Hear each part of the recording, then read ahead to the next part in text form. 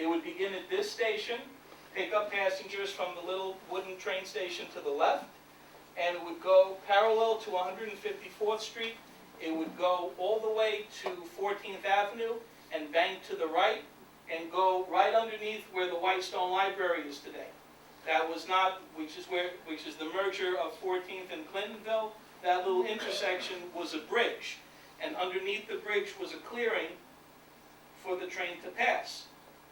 The train would then, that's why if anybody goes to the Sunoco station, which is now the mobile station on the Cross Island Service Road by Clintonville Street, you notice that when you're pumping gas, you actually look up at Clintonville Street. Clintonville Street is not at the same level. You actually have to look up.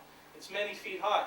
And the reason is because Clintonville Street was a bridge, and that's why the gas station is low, so the train could pass under. And then it was filled in with landfill, bringing the height up about halfway to Clintonville Street. But 100 years ago, there was a big drop there, and it was all open for the train to pass underneath Clintonville Street and then merge into the pathway of the Cross Island Parkway. And then the next station that he would go to is this station right here. This is the Whitestone Station. So he would go from Whitestone Landing, now Beechhurst, to this station, which was across the street from Verdi's. Okay, everybody know Verdi's on the Cross Island Service Road? When you walked out of Verdi's, or the place where Verdi's is today, this is what you would see right in front of you, was this beautiful three-story train station. The station, it housed the station master and a couple of technicians who lived in apartments on the second and third floor. The first floor was the waiting room. It had a magazine shop. It had a coffee shop. And here to the right are the tracks. Here you have a horse and buggy and a driving circle area for people to park their cars or their horses at the time and pick up passengers getting off the train. So this is what I was talking about before. This is, it says the new 11th Avenue Bridge, but 11th Avenue is now Clintonville Street. So this is Clintonville Street, and this is, you see how there's a space between the top of the bridge and the bottom? Here are the tracks, and now this today is the wall that runs alongside the mobile station. So when you're filling up with gas and you look up at Clintonville Street, this is what you're looking up at. That's why the gas station is low down and Clintonville is up high, because it was actually this open area to allow the train to pass.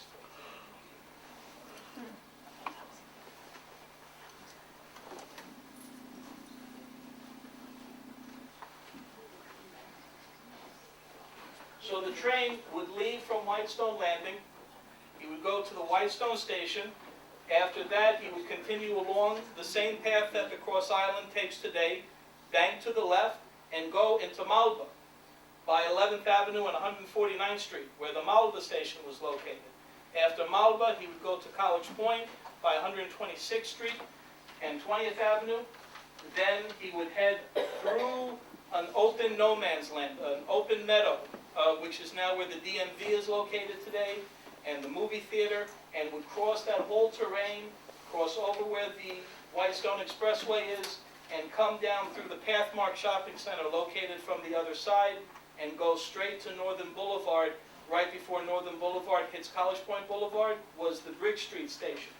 The train would then bank over College Point Boulevard, head over the Flushing Creek where the U-Haul building is located today, and head straight to where the LIRR station for the Port Washington branch is, right by Citi Field. And he would merge right into that line and then go straight to Penn Station. So the time from Whitestone to Penn Station was 22 minutes. Okay? With trains every half hour, 12 hours a day. And they had it, so it was from April 1869 until February 15th, 1932.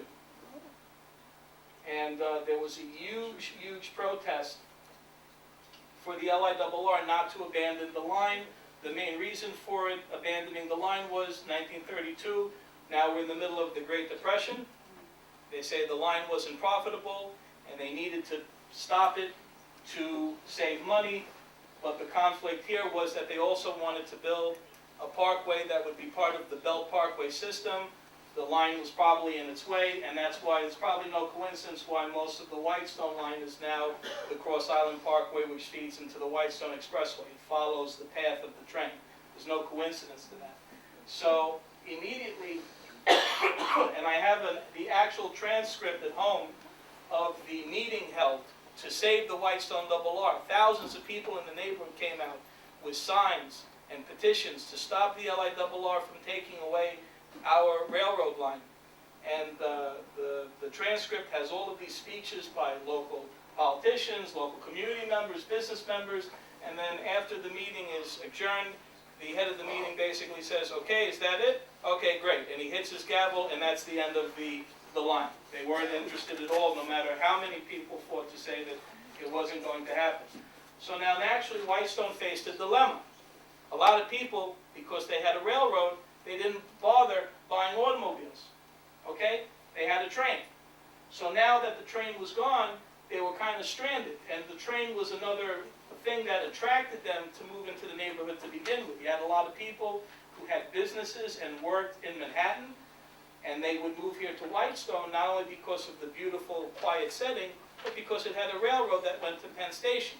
Now that train station is gone. They don't have a car. People had to go out and buy automobiles to compensate for the travel, and then and also at that time, there was no trolley anymore either, so Whitestone was completely left without any sort of public transportation until they petitioned the city to deliver bus service. And this is a picture of one of the first buses coming into Whitestone, and it being February, there was a blizzard. So the first bus that came through Whitestone came in on this snowy day, and this was our compensation for losing the railroad, which really would have been a great thing to have till today. Yeah. It really was a huge loss to the community. It's probably one of the biggest losses. I think it would have been a much different place to live if we still had that rail line here. This is a great shot. This building may seem familiar to a lot of people here. Anybody recognize it? Yeah, right across.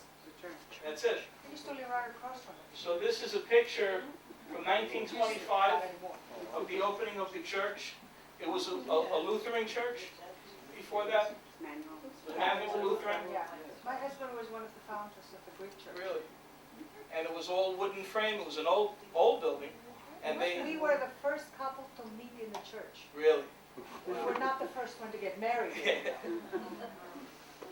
And how long did it take for them to tear it down? It was only like a day or so, I right? don't know, we don't live around You here. don't know? Well, I remember when it was being torn down. It had been totally abandoned, and I remember they were putting up those infamous plywood boards around the property, which is an indication that it's going to be demoed. And I remember passing there like on a Saturday, and the building was still up. And then Monday morning, I went by, and it was gone. So in less than a day and a half, they obliterated the church, and to the right is the home where the priest lived. This is the parsonage to the right, and this whole area now is part of the new Greek Orthodox Church, which is located there. This is, moving on with public services in the town, this is a great photo of the Queens Public Library in Whitestone. This building, although it looks very different today, is still standing. This is now the Subway sandwiches on 150th Street across from the post office. So in the early 1900s, it was the first location of the Whitestone branch of the Queensboro Public Library. This photo was taken on what was known as Reading Day in the New York City public school system, where all teachers would bring their kids to their local public library to read. And here we have the librarian posing with the kids. When I did my first book talk on Whitestone in 2006, I had somebody come up to me and said, "You described this photo very well, but you forgot one detail." And I got scared. I said, "What did I forget? Tell me so next time I could tell the people." They said, "You forgot one thing. You see this kid over here? That's my grandfather." Oh, no. So I always tell that story. So here we have the interior of the library. Okay, this is a beautiful photo. It's really amazing. It looks like a movie set. you have the librarian here with the kids, going over books, teaching them how to read, exploring different subjects. And here you have, if you notice, there's no lighting in this scene. It's all being lit by sunlight outside. And in case it got dark, you had the gas lantern, the gas lamps on the top. You had two, and then one going vertical, the other one going diagonal. And here is the knob that would be used to turn on the gas, right in the center. And it would create, I actually heard an example of a gas lamp being used, and it would make a very loud hiss, like that. And that was only from one. So you can imagine from several, the hiss was something that people grew up with and lived with for generations, just that sound of the gas. If anybody has a gas stove, you know, when you turn it on, it makes that sound, and that's what it would sound like. Unfortunately, there were many cases of people not being, who were coming to Queens and to New York from other countries where they didn't have gas lighting. They would use candle, they would use a lantern, or kerosene lamp, like my father did when he was growing up in the 40s in Othoni. They didn't have electricity, they didn't have gas, so they used a lantern. So a lot of the people, when they came here to Whitestone and to Flushing, and I've read these stories in the old newspapers from the 1890s, they weren't familiar with how the gas worked. So what they would do is they would turn on the gas, and then at night before they would go to bed, they would blow out the fire. But the gas was still going. So they would go to bed with the gas on, and they never woke up. And this was a major, major occurrence. It happened many, many, many times, especially in homes that they would make for the immigrants in Manhattan and in Brooklyn. And they had to teach them and have signs and describing how to properly use the gas technology. So this is public school number 30. Today we have PS 193 and several other local public schools in Whitestone, but at the time we only had one, and that was PS 30. This beautiful schoolhouse, one of the great things about the old public schools, they were built, all of them were unique in their design and their architecture. Some were one story, some were three, some were two, and they were all independently designed, and they were beautiful until the 1930s, when a uniform system of doing public schools was instituted. That's why every public school has that same big, bulky brick facade look, box structure. And but up until the late 20s, early 30s, all the different public schools had its own unique design. They were smaller buildings, of course, because they house a small amount of students. And this location today is where the Whitestone Hebrew Center is located, on the Clintonville Street.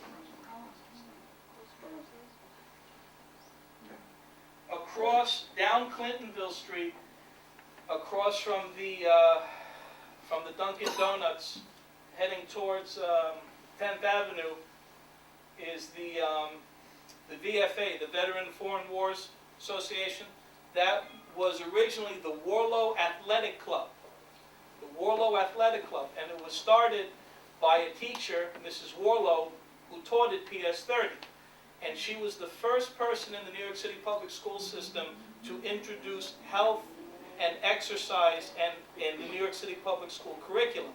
And inside of that building is where the concept of having gym in the New York City public schools originated, from Mrs. Warlow at the turn of the 20th century, inside that building.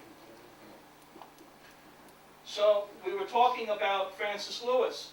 So we have Francis Lewis Park, which overlooks the Whitestone Bridge. Okay, in the northern tip in the northwest tip of Whitestone, Francis Lewis lived in that park. That was his homestead. A little bit about Francis Lewis: he was a businessman, he was a war profiteer, and he was also one of the original signers of the U.S. Declaration of Independence, and lived here in Whitestone when he signed. But the problem was with Francis Lewis. Excuse me. The problem with Francis Lewis is that he wasn't born in the colonies, he was born in England. So the British saw this as a sign of treason. So right after he signed the Declaration, he was away on business, but his family was home. So in 1776, the British, under the cover of darkness, rowed up to the coastline, and several soldiers disembarked, walked up into the park, where the park is now, and entered the Francis Lewis homestead, and demanded that he come out. But he wasn't home. He wasn't hiding. He really was gone. I believe he was in Washington at the time. So instead of taking him, they abducted his wife, which was a very uncommon thing. They didn't handle women and children. They would only deal with the men.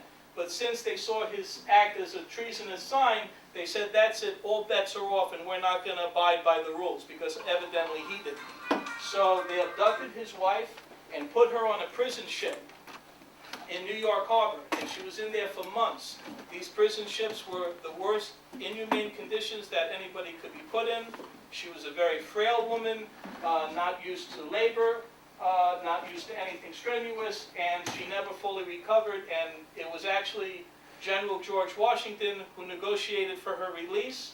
She was released eventually, but died soon after. That night, after the British arrested her, they destroyed Francis Lewis's private library inside his home. They killed all of his livestock. They destroyed his crops. And then, in front of the whole family, they burnt the entire house down to the ground. Okay? And this marker stood in Francis Lewis Park from the New York State Landmark Commission. The sign was taken after it was installed in the late 30s by vandals, and today there's a new sign, like a modern-day sign, talking about Francis Lewis. So that's the story of Francis Lewis. Francis Lewis Boulevard used to be Cross Island Boulevard. Back in the 30s, it was a one-lane road going north and one lane going south. And then in the late 1930s, when it was widened, it was decided to be named, the local politicians and the local community board decided that it would be befitting to be named after the local hero of Whitestone who signed the Declaration of Independence. So it was renamed Francis Lewis Boulevard. This is, if anybody's familiar with the Dwarf Giraffe Little League team, this is their headquarters, which still stands to this day. It's actually in the back of Exo, the Greek restaurant right off of the Cross Island. But originally that building, before it was the DG building, it was the Rialto Theater. This was a movie, so this was the only movie theater located in Whitestone. Many years later, there would be another movie theater located in Whitestone, and that would be in the Whitestone Shopping Center. Everybody knows